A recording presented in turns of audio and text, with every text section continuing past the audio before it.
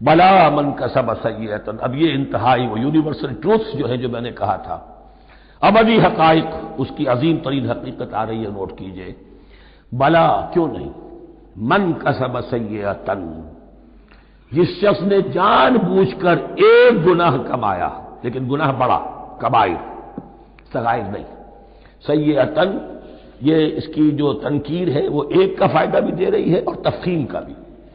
جس نے بھی جان بوجھ کر کسبا، ایک گناہ کمایا، فاحاطت بہ خطیئتہ، اور اس کی خطا نے اس کا گھیراؤ کر لیا، یعنی ایک ہی گناہ ہے، سود کھا رہا ہے، باقی نماز ہے، تہجد ہے، یہ ہے وہ ہے، لیکن اس ایک گناہ کی برائی بھی اتنی اس کے گرد جو ہے چھا جائے گی کہ پھر اس کی یہ ساری نیکیاں ختم ہو کر رہ جائیں، ایک گناہ۔ بلا من کسب سیئۃ واحاطت بہ خطیئتہ فاولئک اصحاب النار هم فیہا خالدون۔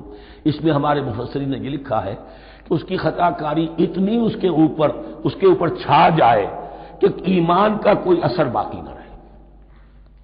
اور المعاصی برید الکفر، یہ علماء کے ہاں اصول ہے کہ یہ جو گناہ ہوتے ہیں یہ ڈاک ہے کفر کی، ہوتے ہوتے گناہ پر مداومت مداومت مداومت، اگر اس پر چلتا ہے تو اصل میں ہوتے ہوتے ہوتا یہ ہے کہ اسے پتہ بھی نہیں ہوتا، وہ اپنے آپ کو مسلمان سمجھتا ہے، اندر سے ایمان ختم ہو چکا ہوتا ہے۔ دیمک کی طرح جو ہے وہ دروازے کی چوکھٹ جو ہے کھائی گئی، اوپر صرف ایک ونیئر لگا ہوا ہے جو نظر نہیں آ رہا۔